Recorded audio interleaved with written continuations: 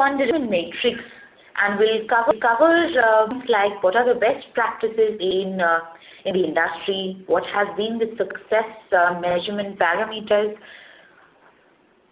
how can we have an insightful hiring data and parameters, avoiding common pitfalls in measurement, and using technology to do all of this.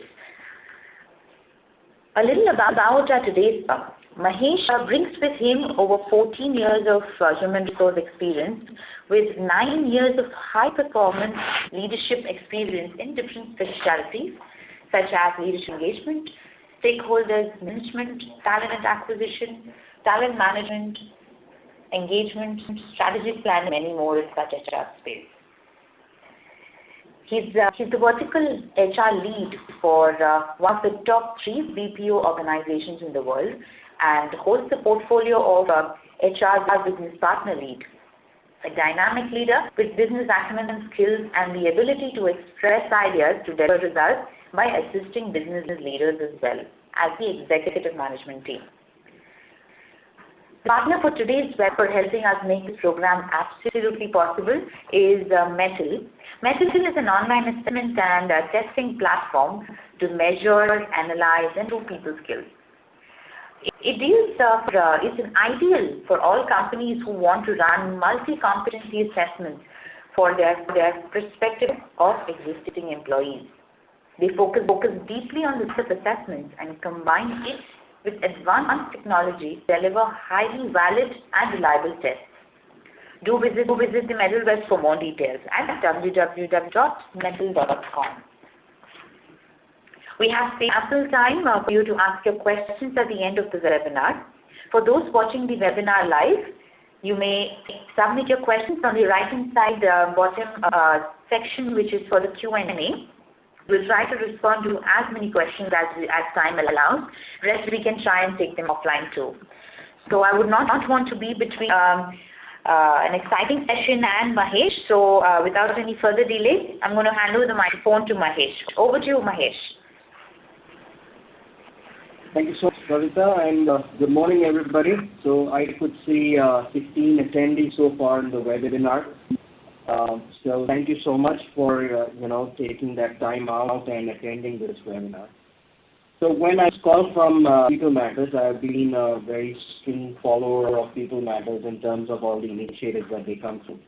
They told me, can you do something about creating an impact on the recruitment matrix model, and is there something that you can share with the team? So I said, let's look at the transformation bit and look at how transformation is going to be the factor for leveraging technology and trying to have a marriage between recruitment and technology. So to begin with the presentation, just wanted to have a couple of questions and to see whether we have the answers to it. Is the technology a better medium as the overall quality group? How do we record candidate experience? What is the impact of employer branding? Has transparency in the overall process? So these few thoughts that came into my mind while I was drafting this presentation, and wanted to have a synergy in terms of how technology helps us to overcome the challenges of the today's millennial workforce, and being able to help us to leverage and have a better people connect. That's what the business talks about. So technology has to do more with transparency. And when I say transparency, it's about how open are we in terms of our communication with candidates and then with the employees. So the candidate experience plays a very pivotal role in terms of being transparent in the entire hiring process. We have a lot of technological developments that we have seen in various streams. So it be quality of hire, so it be candidate experience, so it be employer value proposition. However, the most important is whether we have decoded that message and we have given that to the candidate. So in an organization like we hire close to about 10,000 odd people. That's the influx of people that we have year on year. So what is that great kind of experience that a candidate sees when he or she interacts with us? Let me give you some facts. Over the next 2 years, there's going to be a dramatic shortfall in the availability of both skilled and non-skilled labor related to requirement is expected to occur. Just a few in the web. We're going to look at a gap in the skilled workers by 2020, and that's going to hit 14 million. This is the point of this where you would see that you have a war of talent. Today, we would many graduate trainees getting out of the institute and getting into the job. There is a greater resemblance of demand and supply. However, how long will be in this model? And there will be a point of disruption where you will have a war of talent.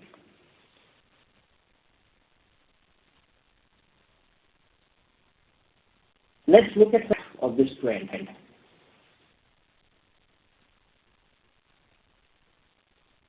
Recruitment and the quality of hire go hand in hand. And the most important thing to look at the ownership of the candidature that comes into the system, as we are the gatekeepers to the organization. An ineffective technology can stop the entire recruitment process and further damage by not having a strong candidate pool of top talent. Recruiters to present on people, lower client satisfaction. In an environment having a combination of center of excellence and HR business partnering or HR consulting partners, it is very, very important to understand the expectation heading from business vis-a-vis the input that we give in terms of the product. In this case, the product people. So what is the quality of people that we are going to forecast is very important. Have we retained substandard directors or vendors or agencies, maybe who may be doing repairable damage? How strong do we have this model where we look at our contracts and obligations with our vendor partners and see if there is room for improvement in the long run? For this competitive position, their inability to maintain a top quality candidate pool. Today, in the talent, the most important thing is the quality of people. So, do we have the right kind of succession planning? Do we have the right kind of pool? This all begins from the start of the employee life cycle, which is recruitment. Let me give you quick trends in technology. I'm sure you must have gone through this or read about it, or somebody would have told you about it.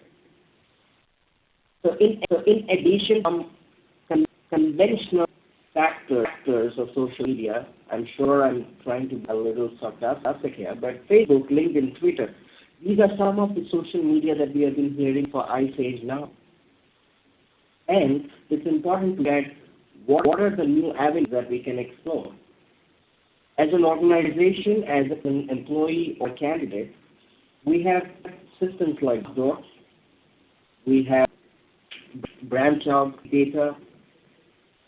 These are some of these platforms which helps us to build that confidence with the candidate as well as an employee or an organization. An interesting fact to look at is the self-predictive analysis based on public social media. Every and a person or an individual makes on a social media is being recorded. It's not surprising the fact we are moving to the technology world where every move and action, so it be WhatsApp, so it be Facebook, Twitter, LinkedIn, it's all recorded there is a strong behavioral and attitudinal data analyst in the HR space working on your movements. And this shape of a recommendation or reference. Neuroscience is taking over psychometric testing. There are neuroscience which has been introduced in the West, where an interviewer requests an interviewee to which is a neuroscience tab, it's a scientific tool, where we can go and look at the stress level, behavior patterns of candidates. Usually this is viewed in leadership hiring. Another important point is wearable technologies. Today we have wearable wristbands. So instead of going to a stress interview, I would rather want to go ahead and limit my questions and make it more specific and ask the candidate to wear a stress band and try to understand his behavioral patterns and see whether he has the ability to adopt the current nuances in the business. One more important point is on big data. Big data, as you know, is a systemic approach to look at how the data is helped today to translate things into more results.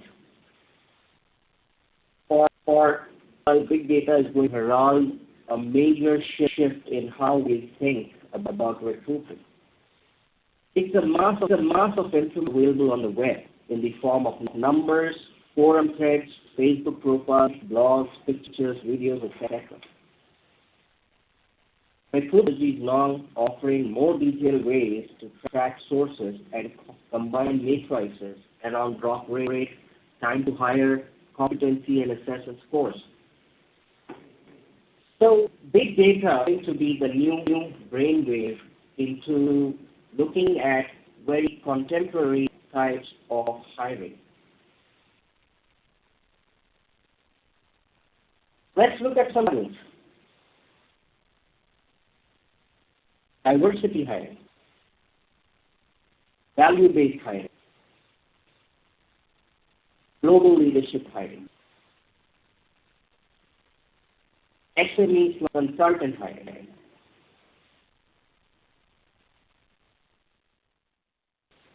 diversity hiring.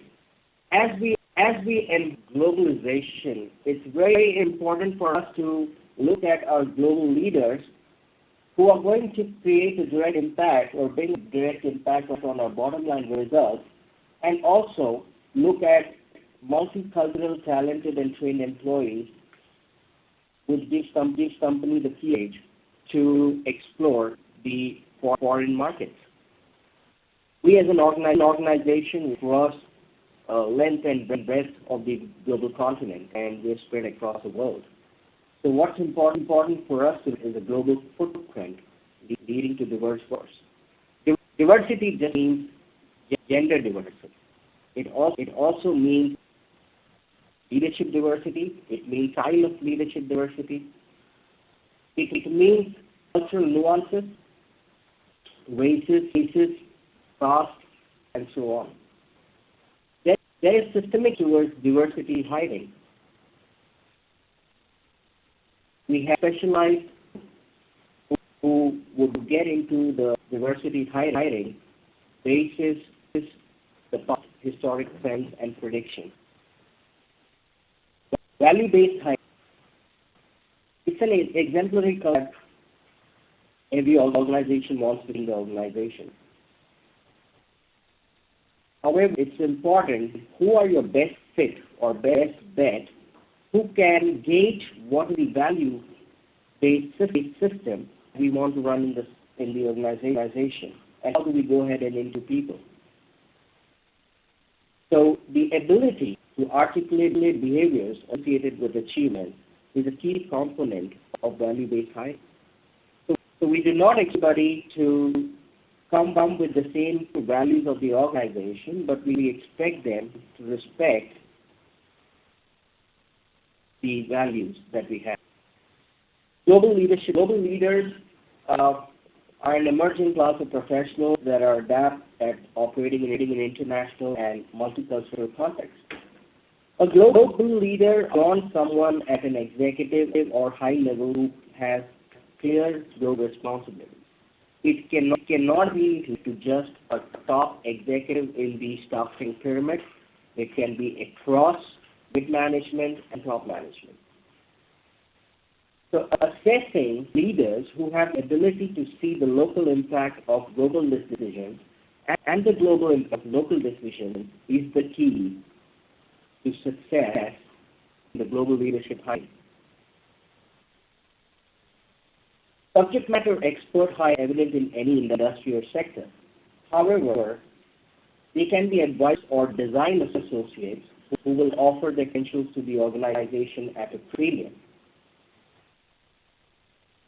What is important today is to add how these consultants help the organization to transform the vision, mission, strategy, and build a 5-year charter to see how the overall business has been impacted or the financials has impacted.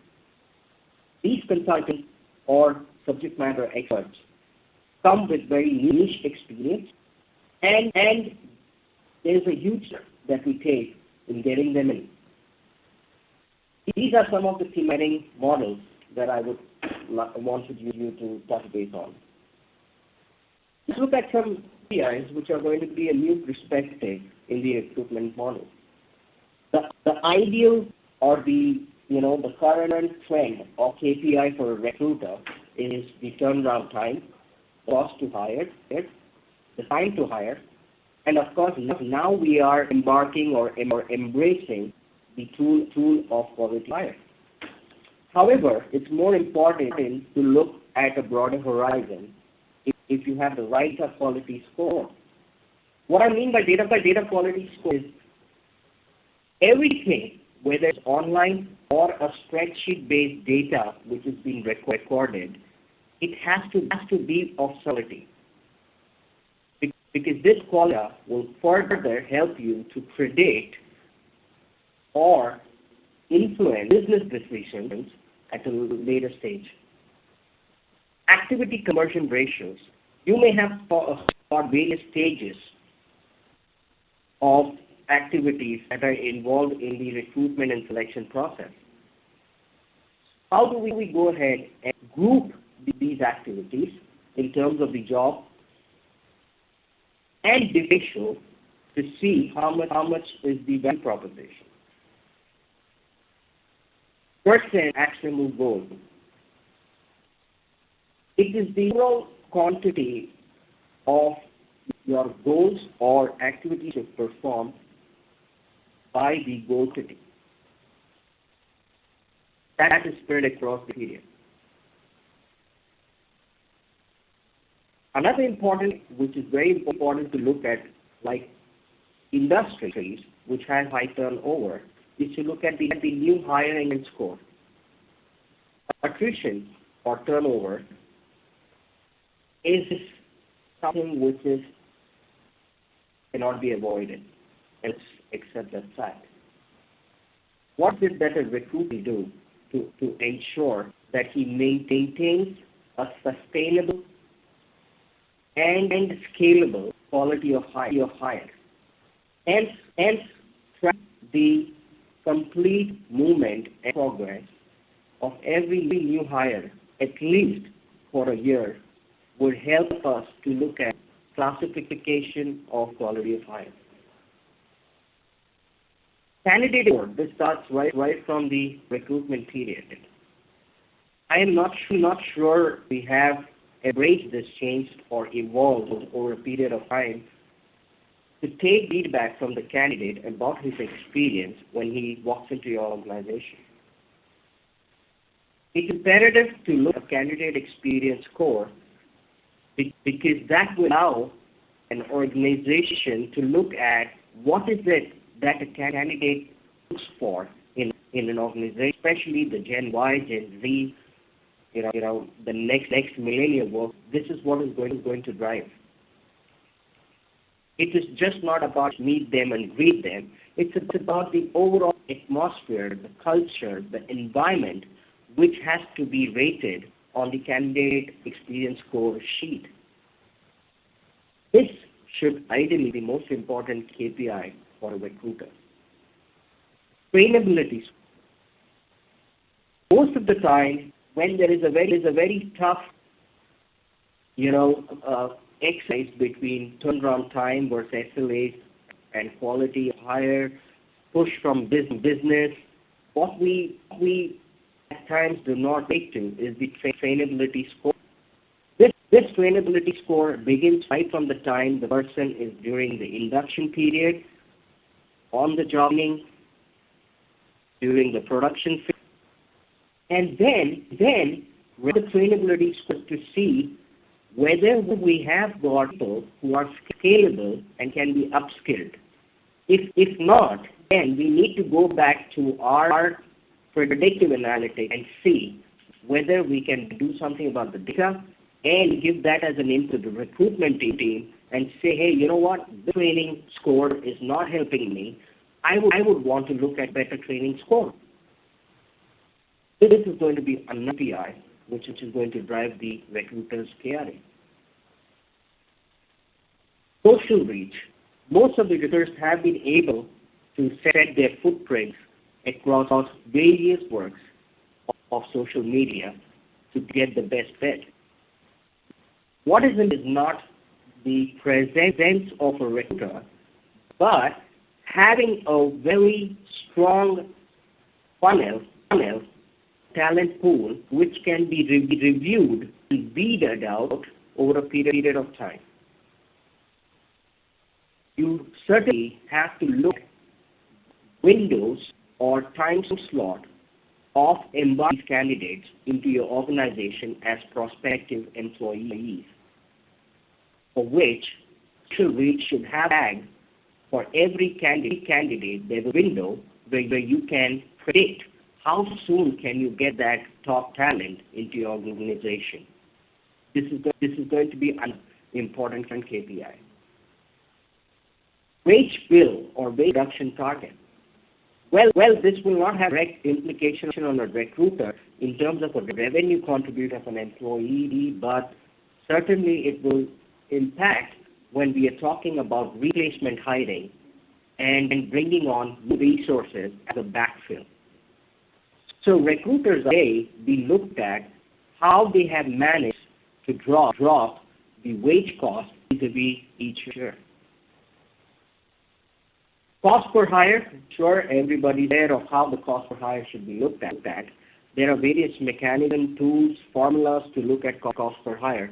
But the only impact that I would see to look at a cost per hire is see how the cost levers help us to zero down on our profit after tax. Let's common pitfalls in measuring recruitment effectiveness.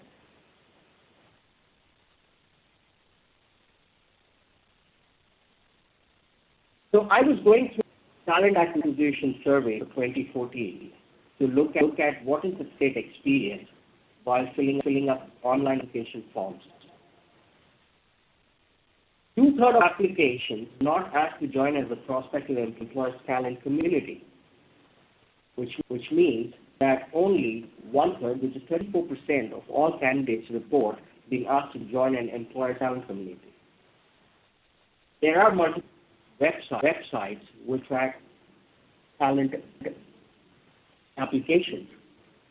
Candidate preference online applications vary greatly by age and demographics. 30% of the candidates are not willing to spend more than 15 minutes of their time on online job applications. Baby boomer age of 34 to 45, millennial workforce age of 24, would want to invest more than 5 to 10 minutes to move out of a candidate application. This is the overall thought process of in terms of the time for response when he or she into an online application form. Large resume volume also gets cumbersome to filter out the best. We have application tracking. However, we have not gone and used these application systems by leveraging these systems for people ERPs. So it be PeopleSoft, so it be ERP tools. So the marriage between application tracking system and the PeopleSoft plays a very important role, or the recruitment module plays a very important role. Another important factor which I had touched upon earlier was the rigidity of vendor change the model. Unstructured data for providing meaningful insights. There is just so much of data, so much of data in your system. However, what is that data that you want to look at to effectively in the recruitment process? That's a question still unanswered. When the governance is missing or not active. Today, vendors who supply us software, platforms, people, agencies, etc. What is the governance model? How much time do we spend with the vendors to look at their quality checks? How much time do we do audit the vendor's site? That's more important. That will help us to have a strong governance model with the vendors. Calibration is not institutionalized in some places, of course. When I mean calibration, it is very important that during a hiring panel interview, we have to look at how can this be institutionalized across all the line of business in your organization. The most important thing strikes my mind when I move from a recruitment role to a human resource business partner role is do HR professionals have a commercial acumen to understand numbers, finances in an organization, and what is the impact that the HR professional does on overall finances of the organization. Commercial acumen is nothing else but a complete understanding of financial for non-financial managers. We have specific modules which can be run by various agencies or training partners who can help you with that.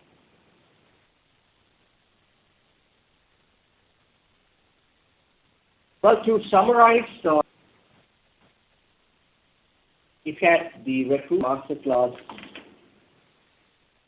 I just said how smart a mind for a recruitment head or a professional, and what he impact or she impact in terms of reducing costs, building and leveraging work, increase employer brand awareness, achieve better hiring outcomes, and increase employee engagement and retention.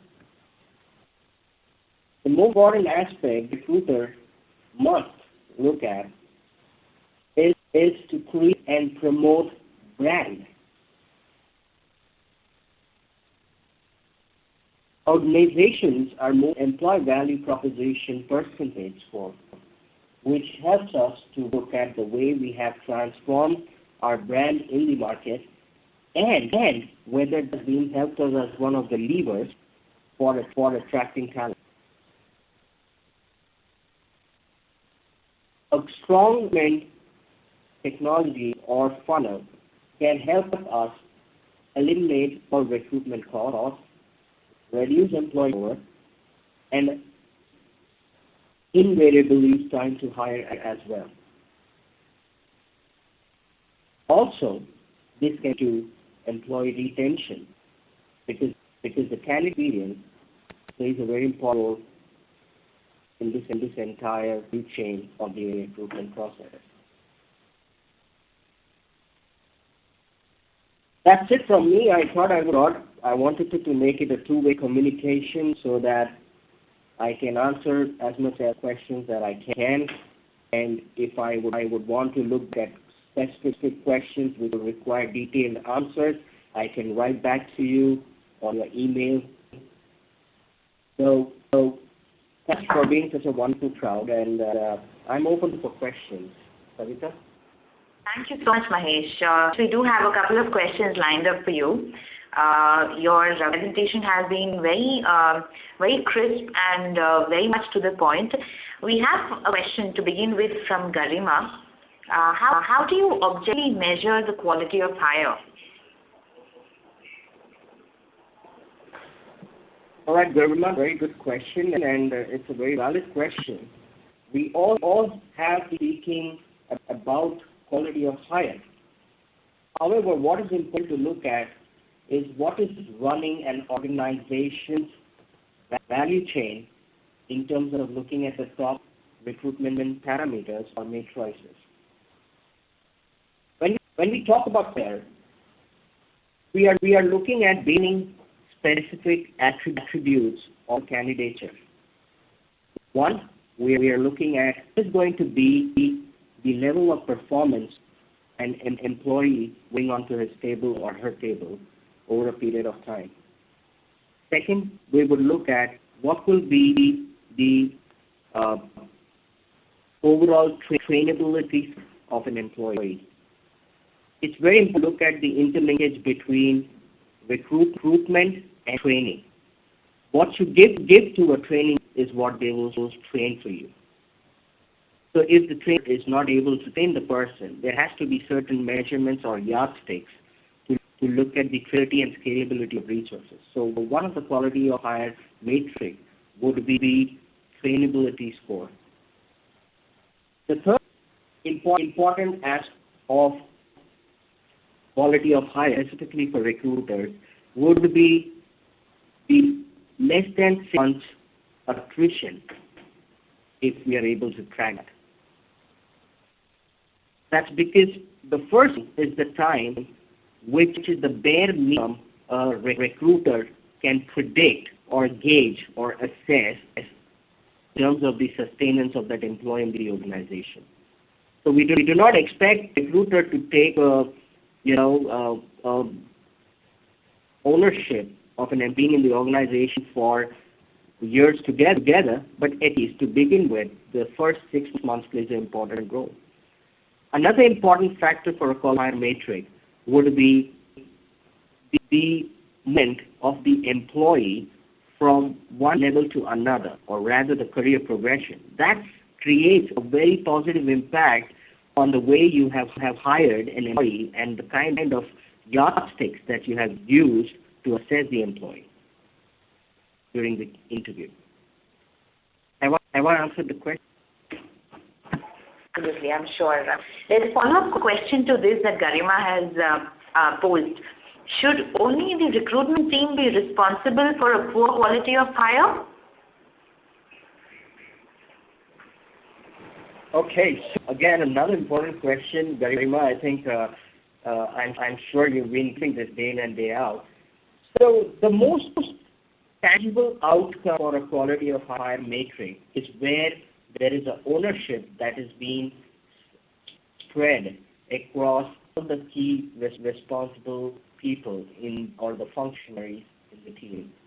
It starts with that's the recruitment team. In case you have an HRBP model, it will also have a weightage or the weightage with the HRBP who is managing the entire employee life cycle. The operations or the people manager, who is the frontline manager of this employee, would be the primary custodian of ensuring sustenance of this employee system. Hence, the ownership also is with operations or business. And last but not least, the fourth quality of hire would also be with the training team, because there is a time period where the training team takes ownership of taking them through the overall on-job training, pre-process training, process training, functional training, and then they hit the production floor. What happens during that period cannot be unanswered, and that ownership lies with the training team. So there are 4 people who play a very important role in taking up that ownership. Next question. Thanks, Mahesh. We have Bharti who is asking, please recommend any mobile apps which can help a recruiter.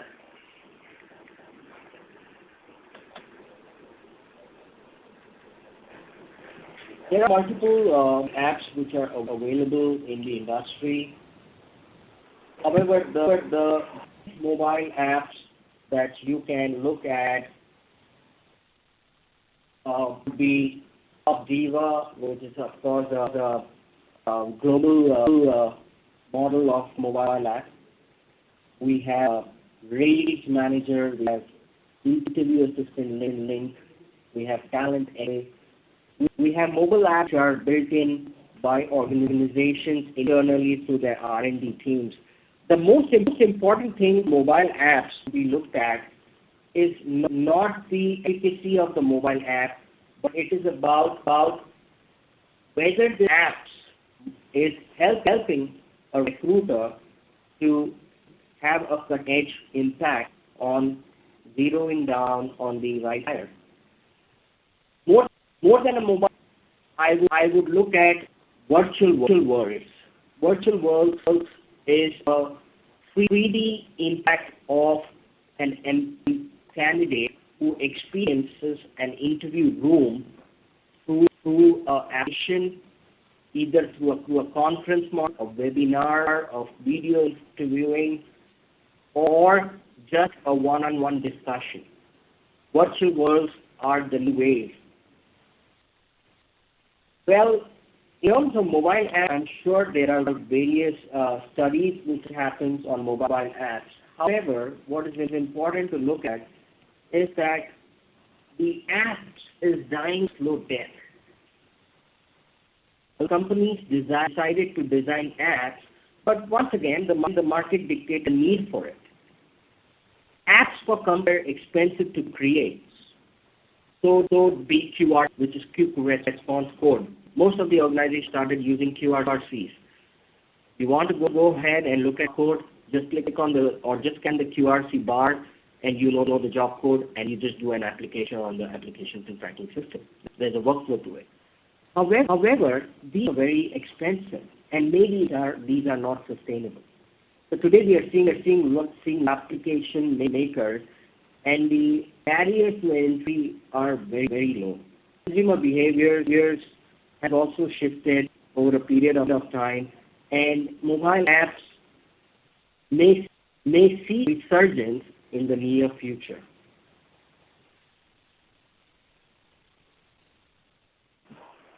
Thanks, Mahesh. We have another question from Geeta Kulkarni. How can we improve the turnaround time when we don't have a concept of bench in captives?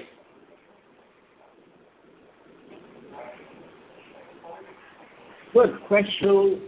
This is from Geetika or Geeta? I'm sorry, I didn't get the name right. Geeta Kulkarni. Geeta. All right, sir. Yeah.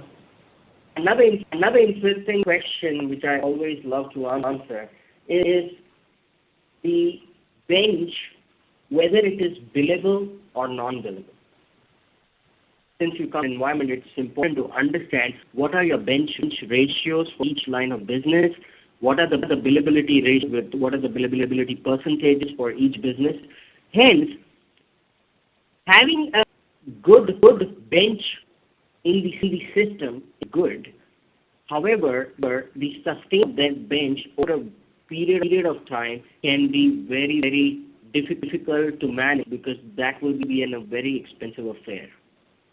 Hence, most of the nations, depending upon their gross margins and their base cost overall budget, have certain threshold to maintain a bench ratio. That bench ratio will very categorically depend upon whether the client is ready to pay you for that bench. And if not, then these bench would certainly help you in reducing the turnaround time, because they are very much available in your system, in your ecosystem. However, are actually taking time to take the resource and bearing the cost, and that cost of bench is very difficult for business to accept, because this is something which is more of model that HR teams would use to save the turnover.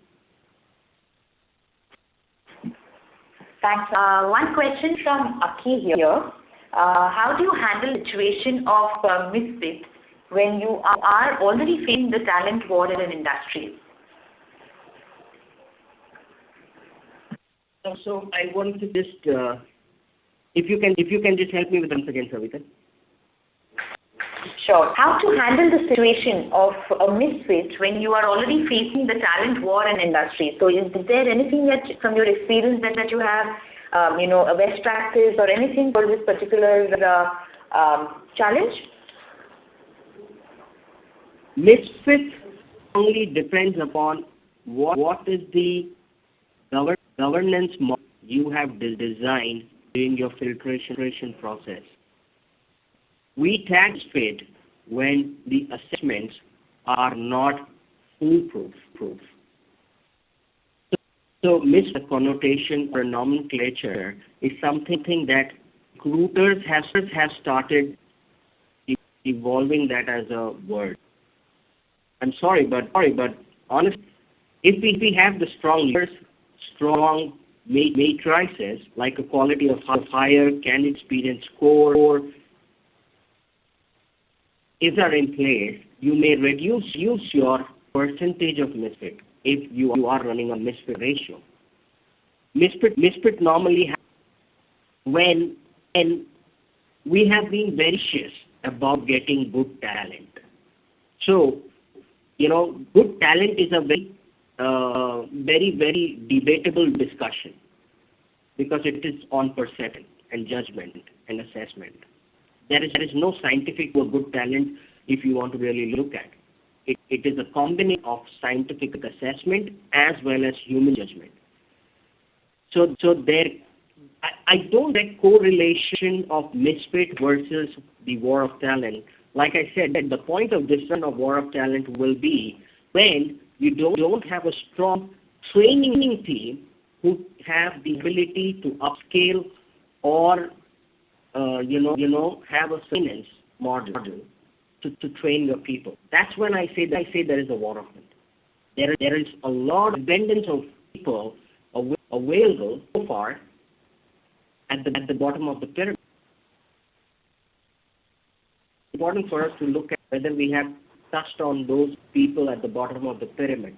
Say a tier 3 city, tier 2 city, less than tier 3 city. There are good people. So it's important to relate and see whether there is a war of talent. Hope that answers. Mahesh, absolutely. We have one question from Gauri, which reads, does succession planning help in retain employees? So I think this question was in regards to when we are recruiting someone and we are discussing about a succession planning with a new recruit. Does that help in retention? Yes, of course. Succession planning as a model has a very direct implication on the way we have shown career progressions to our people. Hence, succession strong also means whether I have the confidence score of that person being able to take next role.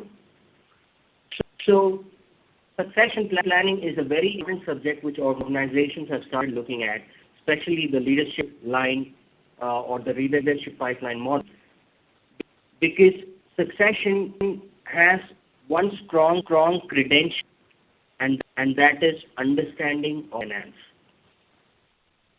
Any person who is a successor plays a very critical role, and directly or indirectly they impact on the revenue. So there are succession model tools available in the industry. You may have to look at that. However, you may want to look at a window of building resources over a period of time as your assessors. Please understand one thing. If somebody tells you that I have a successor outside the industry, our ecosystem, and who can be a successor within 6 months, please don't accept someone outside the ecosystem cannot be a successor within 6 months. Reason being, he may be able to, or she may be able to take up that role, but the outcome of that role will only be established over a period of 1 year or 18 months. The best succession is internal and not external. In case you want in gaps. Hope that answers. Thanks, Mahesh. Yes, definitely. We have one question from Angita Singh, who wants to know that there's a lot of talk about recruitment process outsourcing, the RPO model. So what do you think? Is the RPO model better than the consulting-based model? What are your thoughts on the same? So people hear from the consultant fraternity or the agency fraternity. Please, I would request you to ignore or rather not take this thing too seriously. But RPO as well has evolved over a period of time, and the importance of this RPO has not only helped in large organizations, but in SMEs as well. So if you look at recruitment process outing as a model, it is just a shared services model within an organization, or it can be an extension of providing services to organizations to overcome their pressures. So it helps you to reach the goal of the overall strategic hiring discussions or decisions. However, if you as a HR professional, whether I would want to move on to a recruitment process outsourcing model, I would want to look at what are the cost levers for the RPO model for my line of business. Secondly, how different is that RPO in terms of its governance model versus what I have as an organization within. Third, what kind of profile candidate would I want to outsource to be hired in the system? So, most likely, I would also want to look at which are the global organizations, who want to have an offshore, onshore model, and would want to just ensure that the team goes ahead and hires people. And they gone ahead and handed over this entire business of recruitment process to a RPO firm. So there are good in the industry. We have Randstad, we have Korn Ferry, we have many more. However, what is important is to look at which is the candidature or the role you want to outsource, and whether you have a competency mapping dictionary in your organization or a job architecture which allows you to navigate the entire recruitment process to be outsourced. We have 6 minutes to go, and we have 2 more questions which we'll try and take both. To start with the first one, how can technology help in thematic hiring that you referred to in your presentation? All right. So let me go back to that presentation of thematic hiring. So let's talk about diversity hiring, right? So let's go one by one. So I'll take 2 minutes for completing this. When we look at diversity, most of the organizations have benchmarking of what should be the percentage of a diversity mix in the organization, right? And this is something at strategic level that is decided, or rather agreed upon, to have the combination of resources. Most of the time, when you technology, if it is helping to increase the diversity, would certainly be in the applicant tracking system. So the application tracking would have always a gender, or it will be a race, caste, religion, locations, demographic column, or a tab or field. When you look at the backend data analytics of a ATS, it will drive data which will help you to look at how you want to play or, improve your ratios of diversity in your organization. It could be a diversity in terms of span, which is an ops versus the team or the team member. It could be male versus female. It could be race, caste. You want to be an equal opportunity employer. What are the baseline on here you have in your organization to be an equal opportunity employer? That will strongly out of diversity. So diversity, like I said, is not gender diversity. It's about how open are you an organization to embrace people from various diverse locations, demographics, and supplier chain to come into the organization and partner with you to be a global organization. When we look at that hiring, most importantly, I have been through a very long assessment round while I was a part of the RU in the list last year. And that's where I felt value-based hiring somewhere has been captured by SHL. They have an exercise which is a 4-hour exercise which goes through real-time simulation of a person being on a job role. Invariably, you are creating a simulation model. It will always flavor of what kind of a value proposition that you want to build into that simulation tool. It could be learning, it could be client first, it could be collaboration within the ecosystem, it could be stakeholder management, it could be responsiveness, it could be respect and culture. There are various ways how you can look at it. There can be enablers and disablers while doing a recruitment on a value-based hiring model. Leadership hiring, most of the audience started looking at CXO hiring leadership capabilities, right? So global leaders hiring would strongly depend upon what kind of assessment, psychometric test, simulation exercises, behavior prediction exercises, stress management tools such as varying tools, technology is used in global leadership hiring.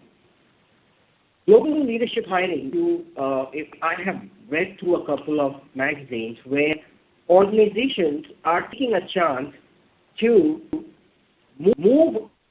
consult into a global leader, their organization, because they want to be assured and get a confidence score whether this person can lead the business in the long run. So how the technology helps or data analytics helps us in thematic hiring. Thanks, Mahesh. I think we might have to take the rest of the questions offline. We have a couple of them. We will definitely have them shared with you. Thank you very much, Mahesh, for a wonderful session. And it was a very crisp answering to each of the questions that we had given. We are going to now wrap today's webinar. Once again, we'd like to thank our webinar partner, Metal. And finally, once again, a big thanks to Mahesh for his time and invaluable information. Thank you very much, Mahesh. Thank you so much. Thank you. Thank you. And you who have been an active participant, and I hope you have learned a lot and shared with your team members as well. Look forward to coming back to you with many such webinars more. So you have a great and inspiring week ahead. Thank you so much. Good day. Good day.